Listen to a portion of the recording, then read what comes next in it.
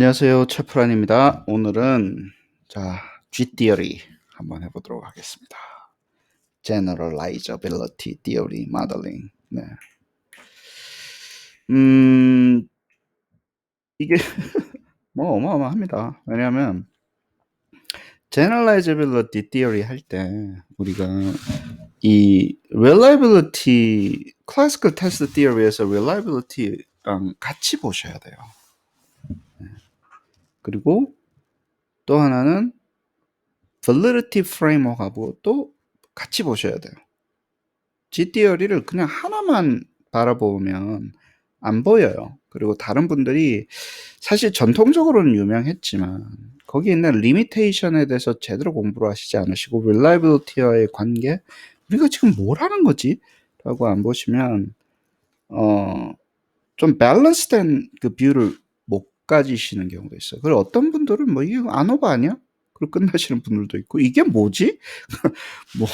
뭐 추론 통계인가? 뭐 이러고 끝나시는 분들도 있고 감을 못 잡으시는 분들도 있어요. 이게 reliability인가?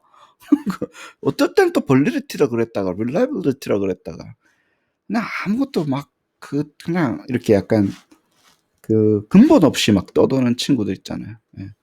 그래서 이거를 좀 차분하게 이게 연결 구조가 어떻게 되어 있는지, validity와 reliability의 연결 구조가 어떻게 되어 있는지 그 관점에서 G-Theory를 봐야지 깊게 보실 수 있을 것 같아서 좀 준비를 했고요. 원래 이제 메이저 레퍼런스는 이제 에이미 핸드릭슨 선생님. 옛날에 여기 뭐 교수님이셨어요. 메릴랜드 대학에 제가 있을 때, 학생일 때. 그래서 이제 그분이 쓰신 챕터인데, 그래서 그 G-Theory를 관련해서 이제 결국에는 이제 어떻게 라이트업을 하는가의 이슈인데, 도대체 G-Theory가 뭔지에 대해서 좀 이렇게 깊게 아시는, 라이트업은 아노바 그냥 잘 하시면 됩니다. 분석은 안 하는데 통계로 자꾸 보시지 마시고 무슨 고민 때문에 이걸 만들었을까, 왜 만들었을까, 그렇게 좀 보십시오. 백그라운드 해서 보면요. 처음에 제가 말씀드리고 싶은 거는 이제 measurement procedure랑 그 다음에 interpretive argument라는 케인 선생님의 이제 validity 그 책에 있는 그림을 거의 토시 하나 안 바꾸고 제가 내용을 다 가져와서, 그림은 제가 그렸지만 이제 글은 똑같아요. 거기 있는 거 그대로 갖고 왔습니다. 그래서 이제 페이지 33페이지 우리 이제 그 Educational Measurement 그 바이블에 있는 케인 선생님의 validity 이야기할 때 이제 이게 가장 widely 지금 이 받고 있는 거예요. 결국에는 뭐냐면 우리가 trace라는 게 있고 construct이라는, 예를 들어 knowledge라는 게 있어요. 개념이잖아요. 우리가 볼 때는, 그죠? 뭐 머릿속에 뭔가가 있는 건데 이걸 끄집어내 가지고 거기에서 그게 있냐 없냐, 지식이 있냐 없냐를 결국에는 이제 argument, interpretive argument, 그 현상을 설명하기 위해서 이제 이런 과정을 쓰는 건데, 요렇게 랜덤 샘플 해가지고 target domain of observation을 만들어서 그 속에서 universe of generalization을 구성을 한 다음에, 이건 너무 추상적이야 이렇게 나오니까 그 중에서 뭐 아이런 뱅크 같은 거 잘 만들어서 그다음에 그쪽에 샘플을 한 다음에 모든 어세스먼트는 그 샘플의 스코어링을 observed score 나오면 다시 inferential statistic 하듯이 population이 있고 랜덤 샘플을 가지고 시험을 만들었고 그 스코어를 가지고 generalizing하고 imply를 한다. interpretation은 imply고 그 다음에 스코어를 universe 스코어로 generalizing 한다. 그래서 나중에 이제 universe 스코어라는 게 나옵니다. G-Theory 할 때는 이게 결국에는 뭐 그냥 평균 값이라는 거예요. expected mean 같은 경우. 근데 그거를 가지고 이제 해석을 하는 이 구조가 를 알고 계신데, 결국에는 그럼 처음에 해야 되는 게 뭔가요? 우리가 어세스먼트를 잘하기 위해서 결국은 이거 타겟 도메인 오브 observation을 만들어야 된다는 거예요. 그래서 우리가 옛날에 히블레 선생님하고 이야기할 때, 오스본 선생님 1968, 뭐 히블레 선생님 1960, 뭐 6, 그 University Defined Assessment라는 이야기 했잖아요. 나중에 또 이야기를 할게요. 그래서 요거를 만들어 가지고 랜덤 샘플을 해야지 이게 generalizable한 시험이 되고 이 inference가 맞는 inference, 올바른 inference가 된다라는 과정은요. 이 자체로 이렇게 보면 이 프로세스를 보면 추론 통계와 똑같습니다. 그러니까 inference validity라는 거예요. validity in inferencing 하는 요 과정이라는 게 그게 지금 가장 통용이 되고 있는 이 과정이 잘 돼야지 valid한 시험이다라고 이야기를 하는 거죠. 네. 근데 얘가 어렵다라는 거예요. 타겟 도메인을 만드는 게 참 어려워요. 왜냐하면 여러 가지 트레이스 있을 수도 있고 observation method가 다 달라질 수도 있잖아요. 이런 것들이 많이 있다. 특히 컨텍스트에 따라 틀리다는 거예요. 컨텐츠 아닙니다. 컨텍스트야. 이게 상황에 따라 가지고 이 observation을 바라볼 수 있는 다양한 컨텍스트 속에서 이 target domain of observation도 존재를 한다라는 거예요. 그래서 이게 fuzzy하다는 용어를 씁니다. 이 자체가 fuzzy하다라는 거예요. 그래서 우리가 좀 아주 standardized된 시험, 아이템 뱅크, 혹은 디지털 나울리지가 이제 이 역할을 하는 거예요. 디지털 나울리지 가지고 생성 모형이 있다는 얘기는 Universe of Generalization 하는 생성기 자체를 만들어서 그 속에서 생성시켜서 시험을 만들어서 그것을 가지고 우리가 데이터를 추론을 하는 방법이 있고 옛날에는 생성기까지는 이야기하지 않았어요. Generalization이라고 하는 어떤 문제은행 같은 경우를 우리가 잘 구성을 하자. 그러면 덜 fuzzy하지 않겠냐. 근데 그 전체 우리가 바라볼 수 있는 것 중에 target domain of task 혹은 observation 중에 하나의 부분 집합이라는 거예요. 그렇습니다. 그래서 제가 하는 거는 이걸 어떻게 만들 것인가, generalizable한 이걸 어떻게 만들 것인가가 이슈고, 그다음에 이 과정 자체는 결국은 inference validity랑 같다라는 거예요. 스코어에 대한 inference validity는 inferential statistic에 하는 그 구조와 같다라는 거죠. 네. 그래요. 그리고 이제 reliability 이거는 이제 제가 우리 reliability 할 때 했어요. 그래서 제가 속도는 좀 빨리 할게요. 네, 이 부분은 reliability modeling, 그다음에 reliability, how to write up the reliability 할 때 이미 이야기를 했기 때문에 자, 뭐가 도대체 reliable한 거냐? 왜 precision이 필요한 거냐? 도대체 뭐가 varying 하다는 거냐? 그리고 어떻게 varying 한다는 거냐? 왜 바뀌냐? 예를 들어서 우리 측정할 때마다 왜 바뀌냐? 이런 질문들에 대한 inquiry가 필요합니다. 그래서 이거를 이 기본 개념으로 여러 번 측정할 때마다 달라진다라는 거예요. measurement error 때문에 달라진다라는 거고 그 fluctuation 자체가 예를 들어서 우리 같은 경우 source of variation이라고 하는 거고 이유가 varying 하는 거는 이제 그 숫자가 바뀌는 거죠. 측정값 자체가 바뀐다라는 거예요. 똑같은 거를 계속 측정을 해도 알고 계셔야 됩니다.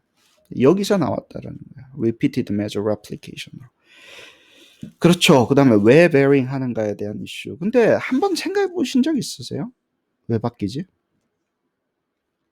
그러니까 에러가 있는 건 알겠는데 그 에러가 왜 랜덤이지? 그냥 이제는 전문가가 되는 과정이잖아요. 그냥 랜덤 노말이고요. 그럼 넘어가지 말고 왜 랜덤이냐고. 그래서 그게 또 그쵸. 그리고 어썸션을 왜 그렇게 하는 거는 수학적으로 어썸션 해가지고 무슨 모형을 만드는 것까지는 괜찮은데 그게 우리한테 어떤 의미를 가지고 있는지를 알아야지 reliability 분석을 할까 하면 해석을 할까 아닙니까? 그죠? 그런 것들을 이제 생각하실 때가 됐습니다. 그래요. generalizability라고 이야기를 할 때는 여기서 말하는 아까도 이야기했죠. 그 스코어가 나올 수 있는 여러 가지 상황이라는 게 존재하잖아요. 근데 그 상황을 다 뭉개가지고 예를 들어서 다른 폼이라든가 다른 오케이션이라든가 다른 컨텍스트라든가 다른 레이더라든가 이런 것들에 대해서 그 generalize over 얘네들 한다는 얘기예요. 그 스코어를 가지고 싶다라는 거예요. 그래서 generalizing 한다는 얘기는 generalize over what 한다는 얘기는 아까 그 fuzzy하게 있었던 왜냐면 우리가 더하기라는 거에 대해서 말은 개념적으로 이야기는 할 수 있지만 더하기라는 능력이 발휘되는 상황은 수백만 개잖아요. 수천만 개잖아요. 그 능력이 발휘되는 그런 observation이 있어 날 수 있는 상황은 진짜 케바케잖아요. 그렇잖아요. 그 속에서 우리가 몇 개를 골랐잖아요. 그러면 그때는 현실 속으로 떨어지는 거잖아요. 그럼 그 현실에 맞는 그 상황에 그 컨텍스트에 있는 건 무수하게 존재한다라는 거예요. 근데 그 모든 것을 제너럴라이즈 해줄 수 있는 이 모든 오버 스코어를 이런 거를 제너럴라이즈 하는데 오버 이 어마어마한 퍼지한 엄청나게 많은 것들을 해줄 수 있는 그 스코어가 있어야지 우리가 인프루언스 자체가 밸리드 하다잖아요. 그렇게 바라보는 거예요. 그러려면 우리한테 가장 큰 문제점은 뭡니까? 뭐에 따라서 바뀌는 거, 얘가 오케이전이 바뀌니까 스코어가 varying 하더라. 컨텍스트가 바뀌니까 스코어가 자꾸 바뀌더라. 예를 들어서 통제 안 되면 만약에 이거 컨텍스트나 오케이전을 완전히 없앨 수는 없잖아요. 그러면 컨텍스트나 예를 들어 오케이전을 어떤 상황의 폼을 정확하게 operationalize 해가지고 거기에 따라서 얼마나 스코어가 변하는지에 대해서 분석을 해야 되잖아요. 다시 한번 더 말씀드릴게요. 현실 속에 떨어지니까 실제 상황 속으로 떨어지는 개념이 그쵸. 이제 실제 일을 해야 되는 과제 속으로 떨어지면 그 수십만 삼라만상에 진짜 다 영향을 맞는 곳으로 떨어지는데 근데 거기서 퍼포먼스가 잘 나오는지 안 나오는지 그 상황에 따라서 어떤 영향을 미치는지 분석을 해야 된다는 거예요. 그게 결국에는 generalizability랑 source of variability가 같이 간다는 얘기예요. 그럼 결국에는 그거는 evaluating reliability랑 같은 이야기예요. 물론 score의 reliability냐, instrument reliability냐, 뭐 이거는 좀 다른 이야기이긴 하지만 예를 들어서 그쵸. 그래서 이 이야기가 맞닿아 있다라는 거, 내 점수를 generalizing 하기 위해서는 결국에는 내 administration, 내 assessment 자체가 generalizable 해야 그 administration이 되는 그 context 자체가 다 고려가 돼야 된다는 거예요. 그 부분에 대해서 그 바뀔 때 social variability를 다 큰 놈은 제거를 해줘야죠. 안 그러면 threat이 되는 거죠. 그렇습니다. 그다음에 이제 subpopulation 있을 수도 있죠. 이러면 이제 deep가 나오고 예를 들어서 depopulation이면 상관이 없는데요. 뭐 인간들이 다 똑같은 인간들만 있는 게 아니잖아요. 끼리끼리 모이고 그렇잖아요. 남자는 남자끼리, 여자는 여자끼리. 요즘 남자랑 여자랑 치고 막더만 또 한국은 또 젠더끼리 막 싸우고 난리 부르시를 좋다고 뭐 같이 살려면 차리고 살 때는 언제고 막 싸울 때는 언제고 그렇습니다. 이제 subpopulation에 대해서도 다 relevant 해야 되면 만약에 하지 않으면 이제 따로따로 계산을 해서 그 차이가 있는 걸 보는 게 뭐 measurement의 그런 어떤 subpopulation끼리 차이가 있는 거를 좀 고급스러운 용어로 deep다 뭐 이런 이야기를 합니다. 그래.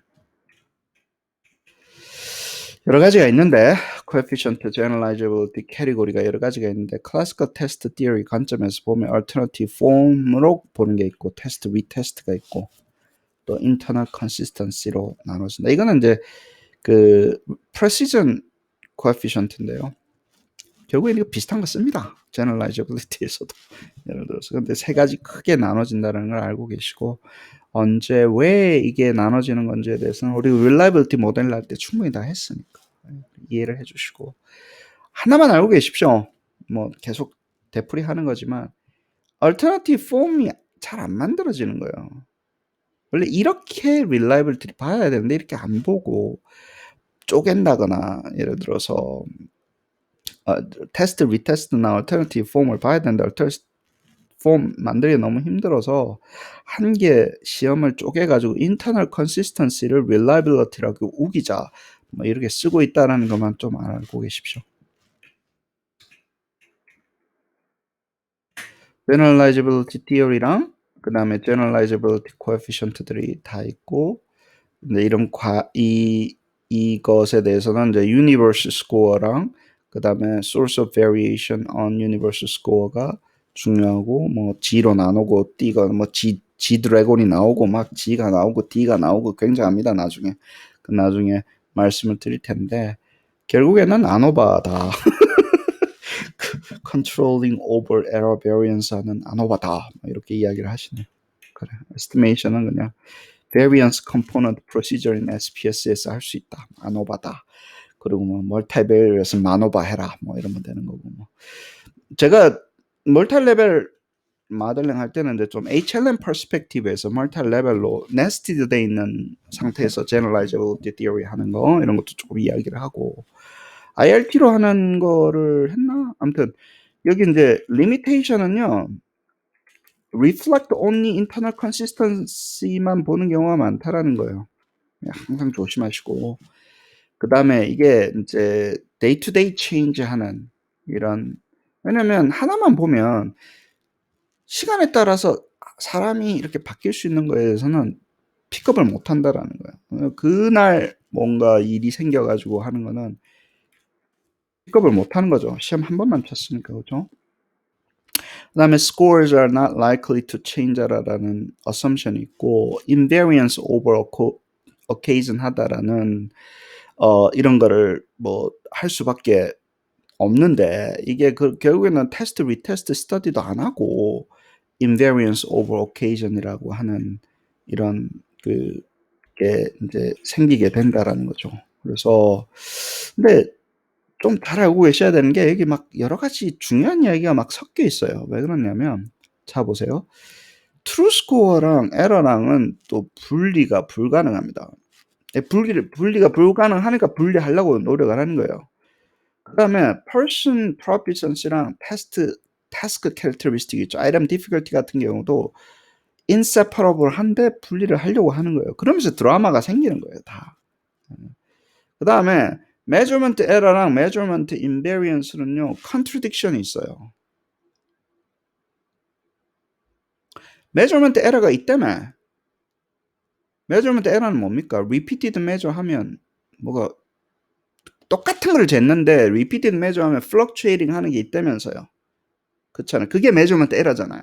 repeated measure 해보니까 같은 숫자가 안 나오고 자꾸 똑같은 걸 쟀는데도 숫자가 바뀐다라는 게 measurement error의 개념이잖아요. 그죠? 그런데 measurement invariance는 같은 거를 재면 안 바뀐다며. 같은 거를 재면 안 바뀌어야 된다며, measure가. 그렇잖아요. 그럼 measurement error가 있다는 얘기예요, 없다는 얘기예요? measurement invariance가 있다는 얘기는.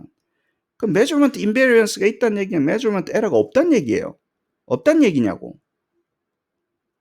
이거를 쉽지 않는 이야기입니다. 쉽지 않는 이야기예요. 함부로 이렇게 이야기할 수가 없어요. 그래서 measurement error 이야기하고 measurement invariance 이야기하고 같이 한꺼번에 놓고 이야기를 하기 시작하면 복잡해진다고요. 왜냐면 우리가 대충 뭉개고 넘어가잖아요. 정확하게 설명을 안 하고 뭉개고 넘어가잖아요. 뭉개고 넘어가다가 맞닥뜨려지면 논리적으로 말이 안 되는 경우가 생기는 거예요. 자, 비트코인 봅시다. 예를 들어서 비트코인 하나에 55,000불이네. 예를 들어서 오늘 날짜 내가 했어요. 이거 할 때마다 한번 새롭게 바꾸려고. 근데 비트코인 가격이 오른 겁니까? 아니면 돈값이 떨어진 겁니까? 예를 들어 1달러를 예를 들어서 이거 얼마입니까? 뭐 예를 들어서 뭐 1800 사토시라고 볼 수도 있는 거 1800 셋이라고 볼 수도 있는 거 아니에요. 돈값이 떨어지는 건지 비트코인이야말로 가만히 있는 거지. 돈의 양이 늘어나는데 M2 증가량이 1년에 25%씩 뭐 이렇게 늘어나는데 통화량 자체가 늘어나는데 집값이 오른 게 아니고요. 돈의 가치가 떨어진 거예요. 뭘 그렇잖아요. 짜장면 값은 안 올랐기 때문에 소비자 물가는 안 그거는 짜장면 한 그릇 먹고 난 배 터져서 못 먹잖아.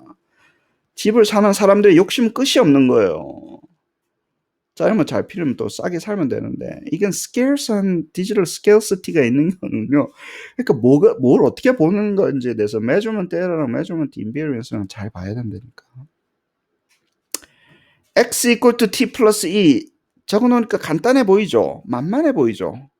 classical test theory. t도 latent variable이고 e도 latent variable이에요. 이걸 어떻게 분리를 할 거냐라는 이슈잖아요. 알고 있는 거 X 하나밖에 없는데 분리가 그대로는 안 돼요. T인지 E인지 분리가 그대로 안 된다고, 이게.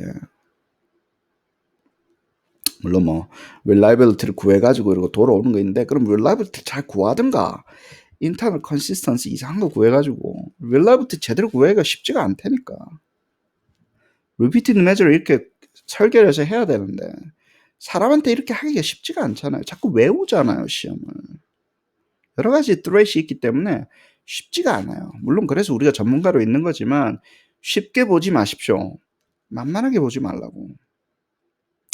IRT도 마찬가지예요. 결국에는 무슨 뭐 1 over E to the 뭐 어쩌고 저쩌고 이거 두 개 to the요 뭐 일승이잖아. 로지스틱 이퀘이션에 그냥 두 개가 unknown 두 개가 이게 한 땅거리로 들어가 있는 거예요. 이거 하나의 G잖아요, G.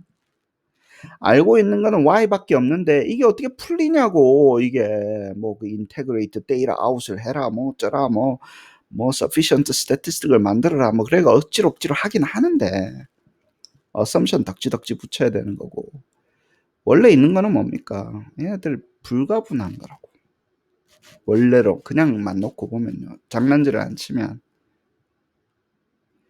얘가 똑똑하다는 건지 시험이 어려운 건지 분리가 안 된다고. 똑똑하다는 얘기는 어려운 문제를 잘 푸는 것과 같다는 얘기잖아요. 결국에는 분리가 안 된다고. 분리가. 논리적인 그 구조에 빠지지 마십시오. IRT는 조금 IRT 베이스드 된 거를 하면 돼요. 그러면 예를 들어서 information function, 뭐 item information function이라든가 test information function 별거 없습니다. 근데 아까 이야기했던 item characteristic curve 미분해가지고요. 그러면 문항 item information function 나오잖아요. 이렇게 뭐 bell shape 같은 거 비슷한 거 나오잖아요. 이렇게 뭐 cumulative 미분하면 이렇게 나오잖아요. 거기에 대해서 information이 가장 큰 거를 잡아가지고 information이 얼마나 커지나를 가지고 reliability 비슷하게 쓰는 거예요. 컴퓨터 어댑티브 테스트 할 때도 인포메이션이 극대화되는 몸을 뽑으면 되잖아요. 어차피 베타의 함수인데 어느 베타에서 얘가 인포메이션 가장 극대화되는지를 뽑으면 되잖아요. 그쵸? 세타하고 베타하고 같은 스케일에 있으니까. 근데 이것도 마찬가지라는 거예요. occasion이나 컨텍스트에 하지 않는다라는 거예요. 그런 인디케이션은 없다라는 거예요. 그런 시사점은 없다라는 거예요. 왜냐하면 IRT 한다고 해결되는 게 아니라는 거예요. IRT도 똑같이 하려면요, over occasion이나 over context에 다 aggregate 해줘야 되는 거예요. 원래는. IRT 속에는 그 문항은 이런 이야기를 하지 않습니다. 어느 context에서 이 response가 나왔고, 어느 occasion에서 나왔는지 이야기하지 않는다고. IRT 쓴다고 무슨 reliability가 더 낫다 이런 이야기 할 수 없어요. 베타를 고려하기 때문에 시험이 좀 더 정교해지고 리스폰스 패턴을 분석을 할 수 있고 시험을 뭐 좀 줄일 수 있고 어댑티브 테스트 하면 그 얘기는 할 수 있죠. 그래요. 그 다음에 이것도 했습니다. 엠브레스턴 선생님 했으니까 했는데 왜 그러냐면요. 좀 밸런스하게 보려고 하는 거예요.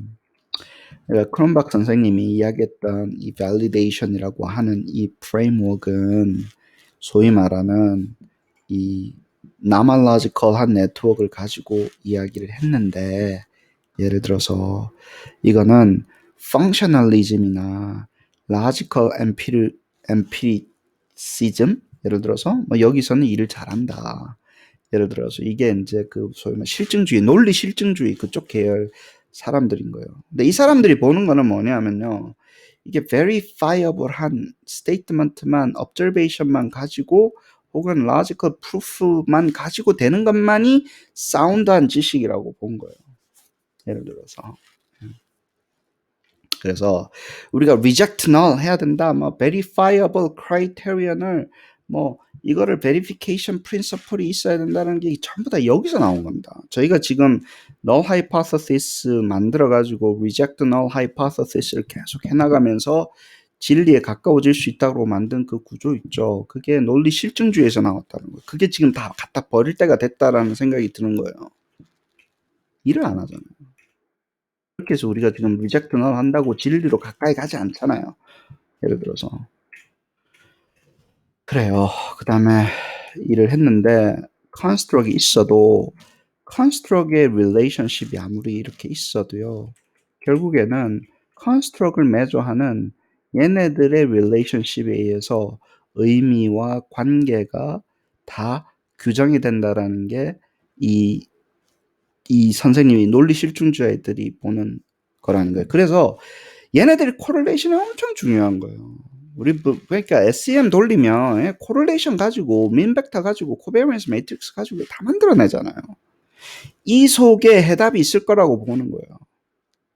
왜냐하면 이게 이렇게 correlate 된 이유는 이 이론과 얘네들이 이렇게 연결되는 거는 얘네들이 correlation 된 것으로 바라볼 수 있다라고 보는 거예요. 예를 들어서 의미와 significance 이게 얼마나 중요한 것과 그리고 얘가 뭔지 이 meaning 자체가 이 속에 있다라고 보는 거예요. 우리가 눈으로 관측 가능한 곳에 다 담겨 있다고 보는 건데요. 그것을 정면으로 까는 거예요. 지금 사이콜로지 출신이잖아요. semantic 이런 게 나오니까 두 개가 다르다라는 거. operational definition은 meaning이고 significance만 relationship으로 가져온다라는 거예요. 이 definition을 해줄 수 있는 이론이 의미라는 거지. 예를 들어서. 그래 놓고 이론을 바탕으로 해서 correlation이 높으면 걔네들이 아주 significant하게 이론에 의해서 연결이 되어 있구나. 실제로 그게 significant한 거구나는 correlation으로 되지만 의미는 예를 들어서 이론적으로 결정한 곳에 있다라는 거예요. correlation에 있는 게 아니라.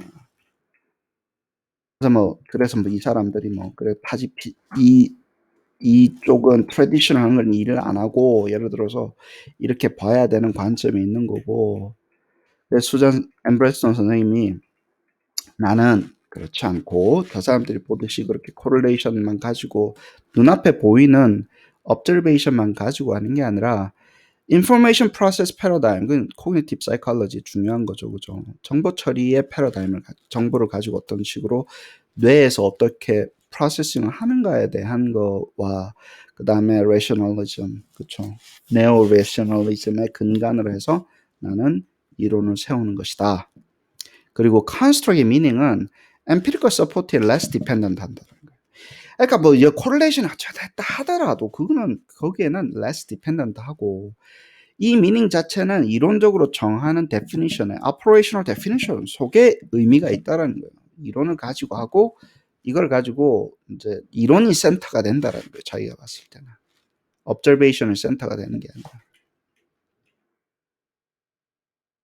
그러니까 G theory를 왜 그러냐면요. generalizability theory는 observed score를 엄청 분석을 하잖아요.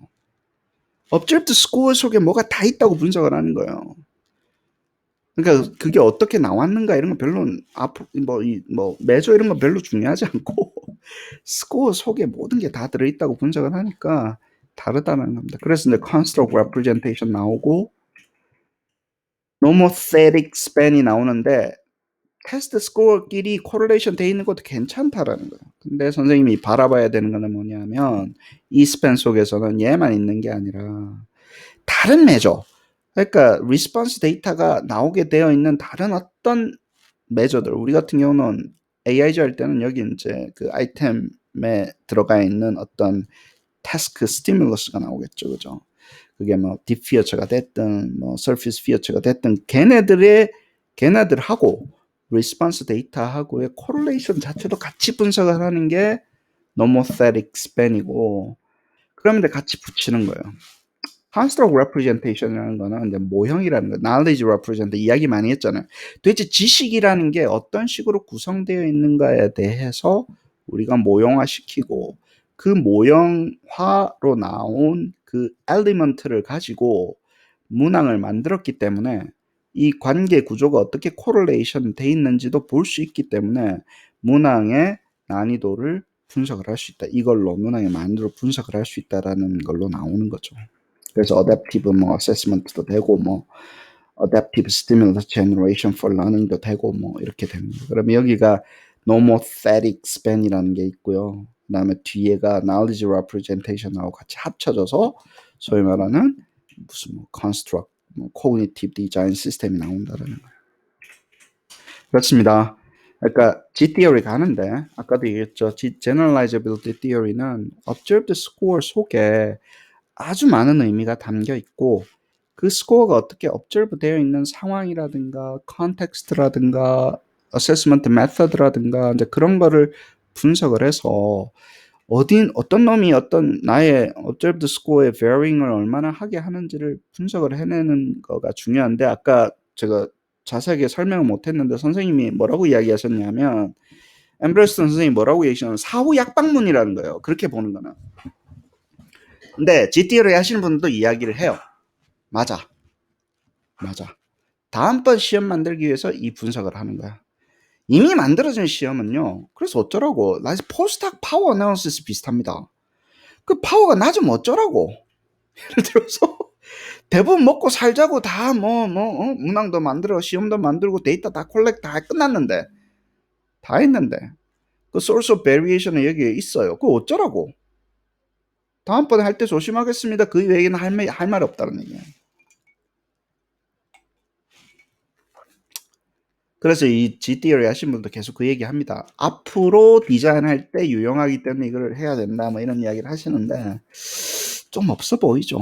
예, 왜냐면 엠브러슨 선생님은 만들 때 이론적으로 잘 만들면 되지, 해놓고 뭐가 베어링 하는지 분석하는 게, 그게 얼마나, 하수냐, 뭐 이렇게 이야기를 하시는 본으로 이야기를 하시죠.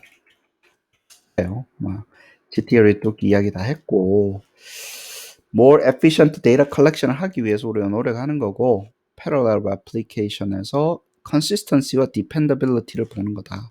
그러니까 reliability 그 analysis랑 아주 맞닿아 있는 거죠. 그죠?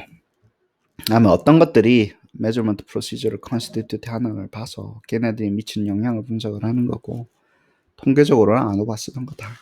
그쵸? error variance를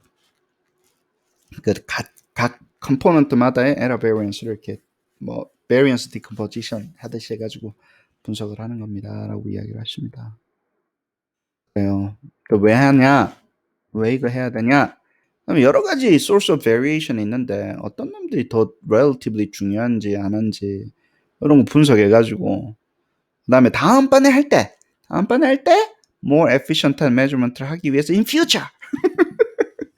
future에 쓰기 위해서 조심하려고 하는 겁니다. 뭐 나쁜 이야기는 아닌데 이게 이제 결정적인 영향이 됐었던 거죠. 하고 나서 분석하는 거 뭐 이러면서 그래요. 그 다음에 아까도 얘기했던 valid한 generalization과 interpretation을 하기 위해서 G-theory가 필요하다. 이러면 validity 이야기로 가요. reliability가 여기까지 이야기하면요, efficient 이러면 이제 뭐 약간 reliability 이야기하다가 generalizability, interpretability 이렇게 넘어가면 validity로 스리슬쩍 넘어가는 거예요. 구렁이 담 넘어가는 요 과정을 잘 아셔야 됩니다. 아니 validity는 validity고 reliability는 reliability라며. 근데 왜 reliability 이야기하다가 왜 validity로 왜 넘어가냐고. 예를 들어서 이 연결 구조를 알고 계시라고요. 이렇게 넘어간다고. 이렇게 되면 이제 validity가 되는 거죠. 그러면서 갑자기 validity study 하면서 G-theory가 나오는 거예요. 그런가? 근데 reliability 아닌가? 뭐 이러다가 이제 끝나는 거죠. 서로 얼굴 쳐다보면서 선생님이 하셨다는데 뭐 그냥 넘어갑시다. 그러고 교육학과 사람들이 좀 이렇게 꼬치꼬치 따지지 않잖아요. 네, 그렇습니다. 어떻게 하냐? 뭐 아노바 써도 되고 제노바 나오고 우알 제노바 나오고 M 제노바 나오고 굉장합니다. 뭐 웹사이트에 가면 다운로드 받을 수 있다는데 여기저기 옥수수밭 근처에 있는 곳에서 열심히 해가지고 잘 하고 있습니다. 네. 그래요. 이거 UR 제노바랑 M 제노바 이야기를 조금 할게요. 왜냐면 일반 패키지 쓰면 보통 밸런스드 디자인 쪽에서 많이 쓰니까 언밸런스드 된 데랑 그 다음에 마노바, 언밸런스드 된 마노바라고 보시면 됩니다. M 제노바가 예를 들어서 이제 그런 거 하는 거 패키지 다 만들어 놓으셨고 고생하셔서 다 만들어 놓으셨고 generalizability 이야기할 때는요 multiple replication 잊지 마시고 그 다음에 multiple replication이 항상 randomly parallel 돼 있다라는 거 이거를 기준으로 합니다. 그래서 여기가 그래서 generalizability가 되는 거예요. 내 이 assessment가 randomly parallel 한 것들 중에서 하나라는 assumption을 가졌기 때문에 generalizable 하네 안 하네 뭐 이런 이야기를 하는 거예요. 내가 꼭 그거 하나만 분석을 하면서 똑같아요 우리가. 내가 샘플이 random sample, randomly collected 된 샘플이라고 이야기를 해야지 우리가 inferential statistics를 할 수 있잖아요. 이 시험의 스코어를 가지고 이 학생의 능력에 대한 추론을 할 수 있잖아요. 그 특정 시험의 인스턴스로. 그러면 이제 이 assumption이 필요하다라는 거예요. multiple replication 중에 하나고 random parallel fashion 중에 하나라는 건데 parallel holy grail이라고 저는 이야기를 합니다. 그래요. 측정합시다. 측정하려고 우리 여기 있는 거잖아요. 그죠? 사이코메트릭이 뭐 측정을 뺄 수가 없는 거니까. 에러가 있다며. 뭐 측정에 에러가 또 있다며. 에라 이놈들. 그래 있다 칩시다. 예를 들어서. 그 에러를 어떻게 이거를 제거를 하는지 하면 repeated measure를 해야 된다며. multiple replication을 해야 된다며. 말을 해야 된다며. 그래가지고 에러를 공하는 거라며. 롱런 에버리지랑 그 다음에 플럭추에이션을 구해가지고 뭐 에러 베리언스를 구해가지고 한다며. 근데 공의 크기를 재는 거하고 사람의 능력의 크기를 재는 거하고는 다르잖아요. 공은 내가 공을 자꾸 능력을 재면 어때요? 공 하나를 가지고 계속 재면 공 터지는 거 말고는 뭐 공도 터진다 자꾸 재면 진짜 공도. 근데 사람은 리피트드 매저하면 어때요? 외우잖아요.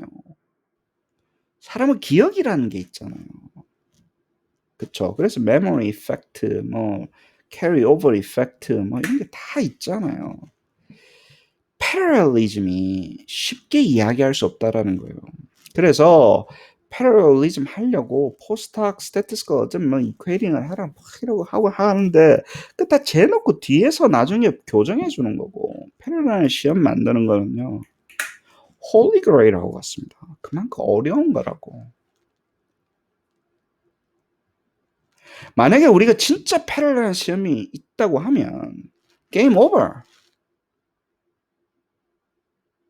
reliability 걱정을 뭐 해? 예를 들어서 measurement invariance 걱정을 뭐 해요?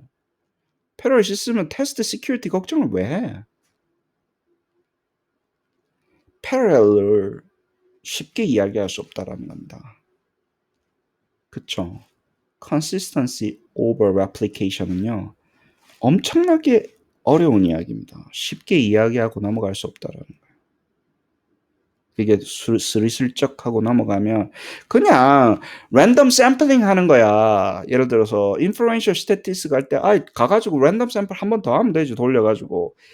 이게 시험은요 랜덤 샘플 해가지고 학생한테 똑같은 파퓰레이션 주는 순간 또 주는 순간 애플리케이션을 하는 순간 문제가 생기는 거예요.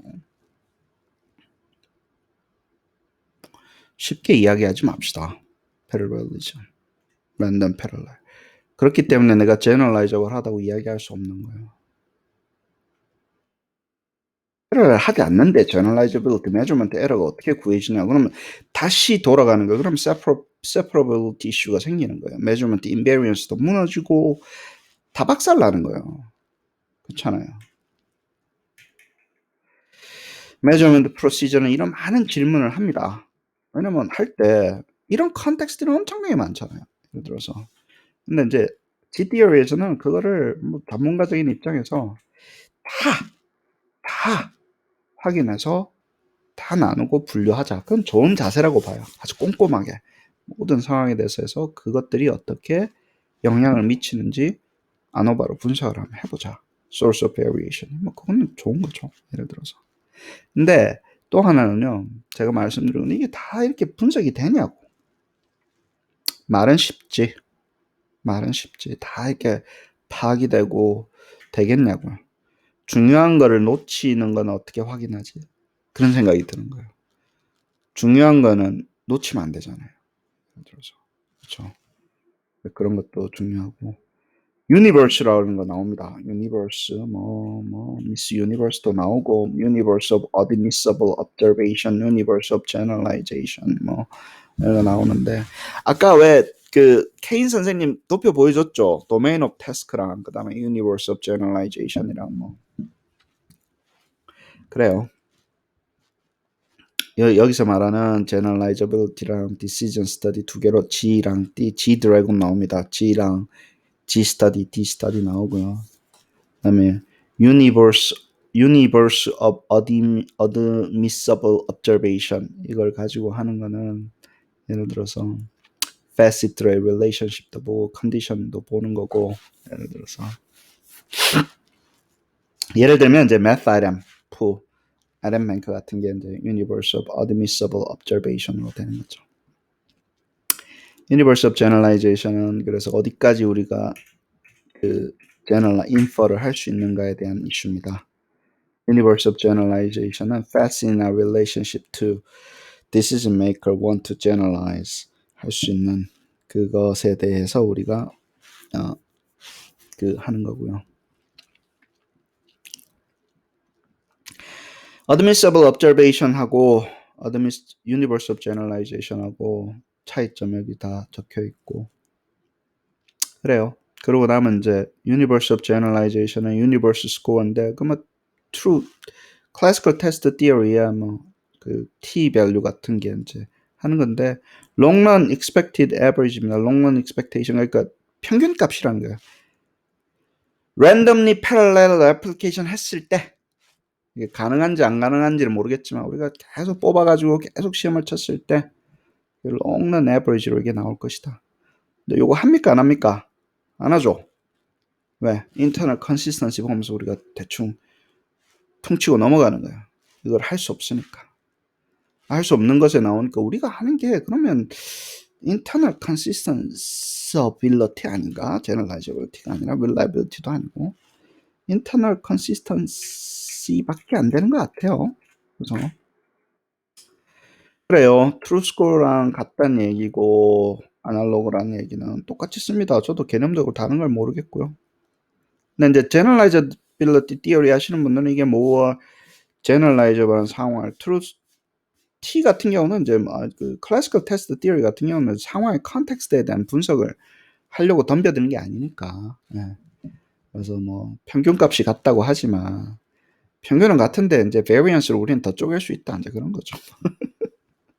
그랜드 미는 같지만 우리는 팩토리얼 안 오버한다. 약간 그런 느낌. 네. 그렇습니다. GD upper case를 써라, lower case를 써라. G 드래곤 엄청 나오네. 자, 스터디 디자인 할 때 G 스터디랑 D 스터디랑 나눠지는데요. generalizability study는 facet하고 relationship을 매칭을 하는 건데 admissible observation에서 이제 매칭을 하는 게 G 스터디라고 이야기를 하시는 거고 D 스터디 같은 경우는 그쵸 하고 나서 이 variance 컴포넌트를 나중에 coefficient도 만들고 그 다음에 D 스터디에 사용을 한다. 이제 이렇게 하시는 거죠. 여기서 이제 아노바를 돌려가지고 예를 들어서 facet하고 relationship을 observation을 한 다음에 그다음에 D 스터디로 넘어간다 이런 말씀을 하시네요. 그렇습니다. 그 다음에 multiple universe가 있을 수 있으니까 multiple universe라는 거는 예를 수학하고 과학하고 따로 볼 수 있잖아요. 그래서 유니버시티가 여러 개 있는 게 아니라 다중세계 이론, 다중우주 이론 그거 아닙니다. 그거하고 다른 거예요. 그냥 디펜던트 베리어블이 많이 있으면 만오바 써라 이렇게 보시면 됩니다. 디펜던트 베리어블이 여러 개 만오바 쓰면 되겠네. 네, 그래요. 그다음에 이제 네스티드 돼 있고 이런 것도 복잡한 게 나올 수 있잖아요. 그리고 사람이 어떻게 그룹에 들어가 있냐 안 들어가 있냐 할 때는 그림으로 그려주면 쉽더라. 그림을 그리면 우리가 쉽게 이해하고 easily 분석할 수 있고 그렇게 하는 아주 좋은 게 되니까 그림을 요구를 하십니다. 그래요. 그림을 하시고 나머지는 conceptual challenging characterizing design 그쵸? 이런 것도 다 힘드니까 그림 그려서 잘 하자고요. 예를 들어서 디자인은 잘하기 위해서 Gtheory 하는 거랑 마찬가지잖아요. 우리 디자인을 thoughtful하게 하는 거, 그 다음에 디자인 한 대로 잘 나왔는가를 분석하기 위해서 Gtheory 하는 거니까. 표현 아까 이야기했기 때문에 다 하겠습니다. 여기서 말하는 것들 요즘 뭐 거의 필요가 없어요. 샘플 사이즈 충분히 하시면 일 잘하니까 걱정하지 마시고 요즘 컴퓨터들 잘 발달해서 뭐 이것들 뭐 하고 그다음에 리스트 스코어를 보냐, 맥시멈 라이클리후드로 보냐, 뭐 이런 건 좀 다른 이야기잖아요. 아노바를 돌려도 그쵸. 웨이티드 리스트 스코어 뭐 이렇게도 볼 수도 있고 하니까 그래서 이거 같은 경우는 뭐 맥시멈 라이클리후드 할 때는 뭐 메모리가 좀 더 필요하다 이런 건데 요즘엔 이거 이슈가 없어졌죠. 컴퓨팅 파워가 워낙에 발달을 해서 샘플 사이즈나 잘 챙기시면 될 것 같고요. 서머 스태티스틱 자체가 그 variance 컴포넌트가 얼마나 그 variance decomposition이 되는 겁니다. 그래서 뭐 너무 걱정하시지 마시고 아노바 설명을 잘 할 수 있을 정도면 되니까 그게 summer statistic으로 나오는 거고요. Estimation의 problem, the Haywood 그래요. Haywood 케이스 또 나왔습니다. 샘플 사이즈가 좀 있어야 되겠죠. 모델이 복잡해지고 디자인이 아주 복잡한 facet이 많고 샘플 사이즈가 적고 특정 facet의 샘플 사이즈가 너무 적은 경우 같은 경우는 일을 안 하죠. 그러면 이제 네거티브가 나오는데 그럼 또 0으로 셋업을 해줘야 되냐면 이슈가 계속 항상 나오는 이슈입니다. 예. 지로는 아니고 이제 아주 적은 파지티브 숫자를 집어넣고 그걸로 그냥 컨스트레인을 하는 건데 그렇게 되면 다른 것들에 영향을 미칠 수도 있으니까 우리가 샘플 사이즈가 적을 때는 제너럴라이저블 하지 않아요. 그냥 좀 항상 조심하십시오. 나중에도 이야기하겠지만 뭐 제너럴라이저블 샘플이 적은데 어떻게 제너럴라이저블 하냐고 뭐 많이 쪼갠다고 제너럴라이저블 해지지 않잖아요. 제너럴라이저블 해야지 제너럴라이저블 해지는 거지. 그래서 인크리즈 샘플 사이즈가 중요합니다.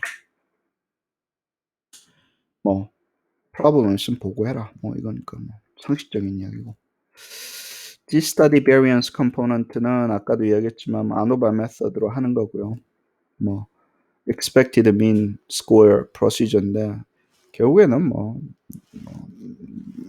weighted least square 그냥 써가지고 아노바를 한다는 얘기예요. 팬시하게 이야기했을 뿐이라고 생각을 합니다. 그다음에 이제 밸런스드 돼 있는 경우, 밸런스드 되어 있지 않는 경우 뭐 maximum likelihood estimation 같은 경우는 normality assumption 하는데 예를 들어서 안 좋은 것도 있더라. 그래서 그 중간에 절충 단계로 핸더슨's 메소드 1이나 뭐 이런 거를 가지고 뭐 만들었다. 뭐 그렇게 이야기를 하시면 제가 써본 적이 없어서 핸더슨's 메소드 1이 뭔지 잘 모르겠지만 뭐 그게 maximum likelihood estimator랑 least score estimator랑 약간 절충 지점에 뭔가를 만드셨나 봐요. G-theory 전용으로. 네.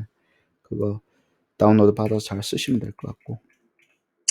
D-study G 끝나고 나면 이제 D로 넘어가는데요. 거기는 universe of generalization, specification 하는 거고 mean score of facet이 이제 중요한 거고 첫 번째는 이제 뭐 G-study 할 때는 variance component가 어떻게 되는가 주로 보셨고 D-study 할 때는 그 average가 어떻게 되는지에 대해서 이렇게 자세히 이렇게 보시는 거고 여기 emphasis 한다 뭐 이렇게 이야기를 하셨네요.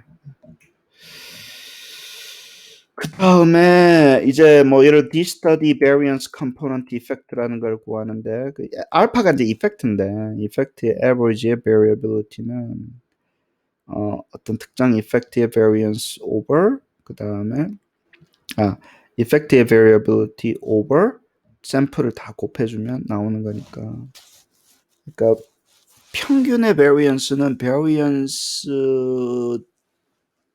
divide by sample size 뭐 예를 들어서 우리 그런 뭐 이퀘이션 같은 거 있잖아요. 예, 그런 거 비슷한 거 하는 것 같아요. 스탠다드 에러가 왜 스탠다드 deviation over square root of n 이렇게 나오잖아요. 스탠다드 에러 같은 경우는. 근데 그런 컨셉으로 해가지고 이펙트의 평균의 variability를 이펙트의 variability에다가 sample size를 여기 product of sample size is all facets이라고 이야기하는데 그렇게 해서 나눠주면 이게 나온답니다. 나온다고 합시다. 샘플 사이즈 중요하다고 이야기하시고요. 항상 샘플 사이즈가 어떻게 알로케이션 되는지 중요하다고 하시고 디스터디에 이제 에러 베리언스가 이제 막판으로 가네요. 디스터디까지 와서 이제 아까 얘기했던 그 effect의 variability, average의 variability 구하고 나면 이제 error variance를 하는 건데 여기가 relative error variance랑 absolute error variance 두 개로 나눠지고요. relative error variance는 이제 뭐 한데 쓰냐면 이제 generalizable coefficient인데 이제 relative 쓸 때는 error variance를 쓰게 되면 여기 relative로 쓰게 되면 normed reference test 우리가 이제 학생의 이제 상대적인 평균을 비교할 때 상대적인 랭크를 비교할 때는 relative error variance 써가지고 generalizability coefficient를 구한다. 이럴 때는 이제 당연한 거겠죠. 어떻게 보면 relative error variance를 통해 가지고 그 proportion을 구하는 거고요.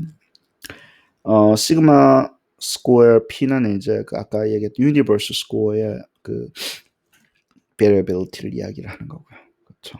예. relative error variance는 시그마 스퀘어 델타를 이야기하는 거고 P는 로우 P는 똑같아요. dependability coefficient를 구할 수 있는 건데 dependability coefficient는 이제 우리가 criterion reference 할 때 요거 할 때는 absolute error variance를 써요.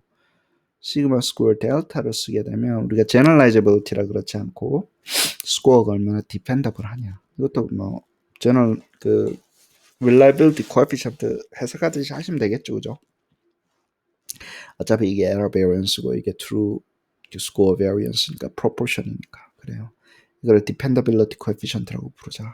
아까도 이야기했지만 이거를 generalizability coefficient라고 부르자. 차이는 여기 어떤 error variance를 쓰는가에 따라서 틀리는 것이다. 이렇게 해서 이제 coefficient 두 개를 구하고 대충 정리가 됩니다. 나머지는 뭐 be careful 해라. 어떤 거를 쓸 건지. limitation은 뭐 아까도 이야기했지만 뭐 coefficient, meaning 조심해라. 이게 normed reference test냐, criterion reference test냐, 그다음에 뭐 그걸 dependability, generalizability 이런 용어로 바꿔서 부르시잖아요. 결국에는 얼마나 source of variability가 차지한 영향이 proportion이 얼마나 되는 건데 그 해석할 때 조심해야 되고 different generalizable, different sample이면 generalizable 하지 않다. 그러니까 웃긴 게 이거 이름을 generalizability, 내가 볼 때는 그냥 correlation, 그냥 reliability, consistency analysis인데 이걸 자꾸 generalizability라고 이야기하시니까 샘플에 generalizable 하려고 generalizability study 하는 거 아닌가라는 착각을 불러일으키는 거예요. 아킬레스 건이 이야기를 하시는데 샘플 사이즈가 없으면 참 힘들다. 그 당연하죠. 샘플 사이즈가 적으면 제너라이저블 하지 않는 게 당연한 거 아닌가? 나중에 이야기를 하겠지만 이게 아주 간단할 때는요. 복잡해지기 시작하면 제너라이저블티가 좀 떨어지죠. 근데 이게 이제 샘플 사이즈가 그러니까 그 소스가 여러 개인데 샘플 사이즈가 충분히 많아지면 제너라이저블티가 다시 올라갑니다. 다시 한 번 더 말씀드릴게요. 기본 샘플 사이즈에서 뭔가 facet이 많은데 샘플 사이즈가 한정돼 있으면 제너라이저블티가 떨어지죠. 왜냐면 잘 분석을 못 하는 거예요. 그게. 근데 어느 정도 샘플 사이즈가 많아지면요. 그 facet의 다양성도 같이 높아져야지 제너라이저블티가 올라가요. 이게 약간 non-linear relationship이 있어요. 나중에 우리가 일반화 이야기할 때 한번 다시 한번 좀 다루시죠. 오늘 시간이 좀 없으니까. 제 개인적인 이야기 조금 하겠습니다. 공부를 하다 보니까 컨시스턴티가 참 중요하더라고요. 그게 이제 제너라이저빌리티라는 이슈랑 맞물려서 단순히 그냥 얼마나 내 메저가 컨시스턴트 하냐 뭐 끝나는 게 아니라 데이터가 얼마나 인퍼런스를 잘하는가로 구성이 되기 때문에 generalizability라는 그 이름을 붙이신 게 이해가 돼요. 왜냐면 스코어가 generalizable 하려면 그 facet에 대해서 아주 잘 분석이 돼야 되잖아요. reliability랑 아주 밀접한 관계가 있는 걸 이해를 하시고요. 그래서 validity랑 걸쳐요. generality가 스코어의 inference를 잘해주는 용도로 사용될 수 있기 때문에 validity랑 겹치는데, 자, 이 validity 이야기할 때 score dependability 아까 이야기했잖아요. 그러니까 이게 test security 하면요 또 reliability랑 겹쳐요. parallel form이 나와야 되냐, parallel이냐, 기억을 하냐 안 하냐. construct preservation하고 dependability랑 상당히 비슷한 이슈잖아요. 그게 validity인데 reliability랑 상당히 겹쳐져 있는 상태에서 이야기를 하시는 것 같아요. 그래서 완벽하게 validity라기보다는 reliability랑 이렇게 겹쳐져 있는 것 같고요.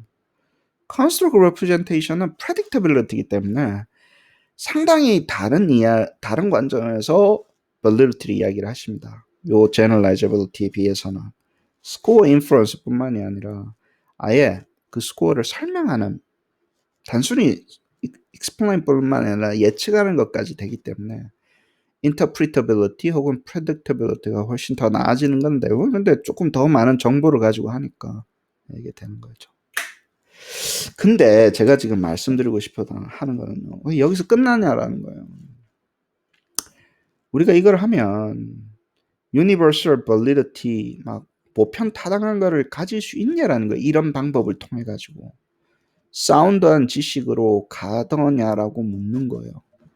이거를 할 때 이 사람들의 관점은 subjectivity를 어쨌든 줄이려고 최대한 노력을 하셨어요. 사람이 하는 그 에러를 줄인다거나 뭐 이런 걸 하려고. 근데 제가 줄이려고 많이 해봤잖아요. AIG도 하고. 잘 안 돼요. 왜냐하면 진짜 중요한 지식은 subjectivity가 없으면 해석이 안 되는 것 같아요. 저의 이제 개똥 철학입니다. 왜냐하면 이 이론은 어디서 나오냐고요. 전문가한테 오잖아요. 그럼 전문가는 이론을 어디서 얻었지? 데이터를 통해서 이 방법을 통해서 얻었나? 아니라는 거예요. 교수님들이 교수님 어떻게 됐냐면 뭐 이렇게 해가지고 뭐 웰라이벌하게 하고 뭐 제너라이저블 하고 뭐 이런 식을 통해 가지고 지식을 얻었더냐고요. 아니라는 거예요. 이거를 주는 이론을 준 사람들이 지식을 얻는 체계는 그렇지 않았다라는 거예요. 다른 데 있었다라는 것 같아요. 퍼스널리티랑 뗄 수가 없는 것 같아요. 이게 서브젝티비티랑 뗄 수가 없다라는 거예요. 이 사운드한 지식을 가기 위해서 tacit knowing이라든가 intuition이라든가 뭐 agency라든가 capacity라든가 뭐 creativity라든가 grit이라든가 consciousness라든가 이건 다 personality에 관련된 요소들도 많이 있잖아요. 상당히 subjective한 이슈잖아요. 이걸 통해서 사람들이 지식을 얻었지. 이렇게 뭐 reject null 하고 뭐 무슨 뭐 과학적으로 뭐 이렇게 해가지고 지식이 막 과학 우리가 알고자 하는 것들이 추구가 되고 쌓이고 유지가 되지 않는 것 같다라는 걸 제가 많이 요즘 느낍니다. 뭔가를 안다고 할 때, 제대로 된 거를 알려고 할 때, valid한 knowledge를 가지려고 할 때, 결론을 내려고 할 때, 추론을 하려고 할 때. 그래서 이쪽 부분에 대해서 되게 조심스럽게 생각하고 여기서 멈춰서 놀았던 제 자신이 많이 반성이 됩니다. pseudo expert. 이건 제가 영어로 번역이 안 돼가지고 그냥 한 거고 향원인 것 같아요. 그러니까 이걸로 내가 뭔가를 다 갈 수 있다라고 생각을 하면서 했던 게 그리고 교만 떨고 살았던 게 반성이 많이 돼요. 결국에는 이쪽에서 내 스스로도 결국엔 지식을 이렇게 쌓았으면서도 축적을 하고 알고 확인하고 해서 이런 걸 가지고 했는데 그러면 이런 방법론들이 뭔가로 진실에 가깝게 갈 수 있게 생각을 하고 우기고 살았던 모습을 조금 반성을 하면서 내 학교에 있으니까 내 수업 시간에 무슨 뭐 학생들이 저한테 뭐라 그러겠어요. 큰 소리 치면서 살았는데 아닌 것 같아서 요즘 많이 반성을 하면서 조금 더 나은 지식을 제대로 된 지식을 탐구하기 위해서 어떤 자세가 어떻게 살아야 되는가에 대한 이슈들도 연결되어 있구나라는 걸 많이 느끼면서 네, 오늘은 그런 마음을 나누면서 정리를 하도록 하겠습니다. 장시간 감사합니다.